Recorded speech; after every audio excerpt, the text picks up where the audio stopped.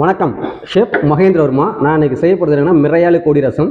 இது வந்து ஆந்திரா ஸ்டைலு. இதில் என்ன பண்ண போகிறோம்னா, நார்மலாக நம்ம ரசம் வைக்கிற மாரி, ஆனால் அந்த ரசம் வைக்கிறதுல வெங்காயம் தக்காளி சேர்க்குறோம், ப்ளஸ் நம்ம கோழி எலும்பு சேர்க்குறோம். அது வந்து ரொம்ப அருமையாக இருக்குது சாப்பிட்றதுக்கு. நான் உங்களுக்கு எப்படி செஞ்சு காட்டுறேன்.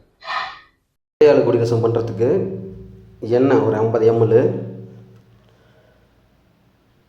பெரிய வெங்காயம் ஒரு அரை கிலோ நீளமாக நறுக்கிக்கணும். சின்ன அளவில் நறுக்கலாம். இந்தளவுக்கு வெங்காயத்தை வதக்கிட்டு வெங்காயத்தை நல்லா வதக்கணும்.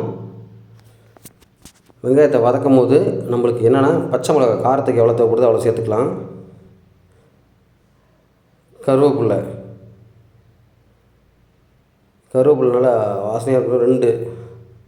ரெண்டு சின்ன கொத்தாளி 2 இதை போட்டு நல்லா வெங்காயத்தை வதக்கணும். வெங்காயத்தை ரொம்ப வதக்க விடக்கூடாது.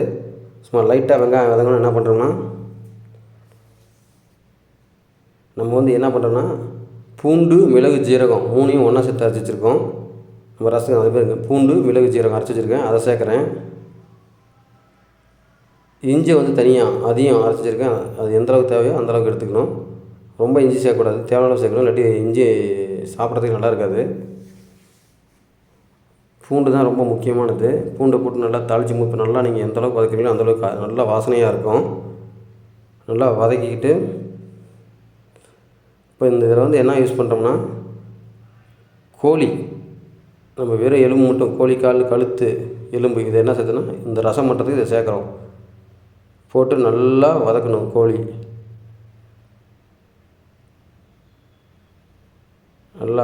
போட்டு நல்லா வதக்கும் போது நல்லா வாசனையாக வரும். நல்லா சூப்புக்கு நல்லா டேஸ்ட்டாக இருக்கும். ஸ்டாக் வாட்டர் போட்டு நல்லா வேக வச்சா நல்லா வேறு லெவலில் இருக்கும். நல்லா போட்டு மினிமம் ஒரு 5 to 10 நிமிஷம் அதை வதக்கணும். வதக்கிட்டு தேவையான உப்பு, அது கல் போட்டால் ரொம்ப அருமையாக இருக்கும். நான் நார்மலாக பவுட்ரு உப்பு தான் போடுறேன். போட்டு நல்லா வதக்கிட்டு என்ன பண்ணுறோம்னா,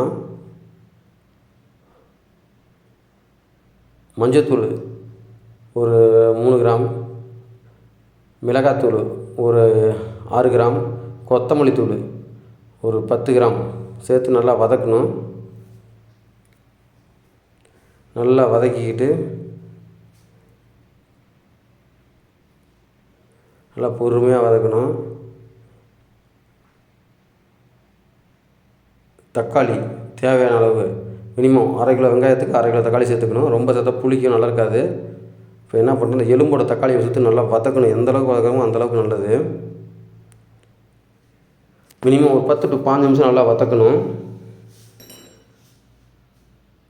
நல்லா கொத்தமல்லி அடித்தண்டு இதை வாஷ் பண்ணி நல்லா போடணும். இது சூப்புக்கு நல்லா சும்மலாக இருக்கும்.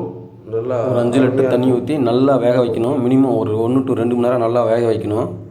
வேக வைக்கும்போது அந்த போன்லேருந்து ஸ்டாக் வாட்டர் எடுக்கும். இந்த அளவுக்கு நல்லா வேக விடணும். ரொம்ப ஃபயர் ஆகக்கூடாது, பொறுமையாக வேக வைக்கணும். நல்லா வெந்த பிறகு இது மிரையாளி கோடி ரசம் ரெடி.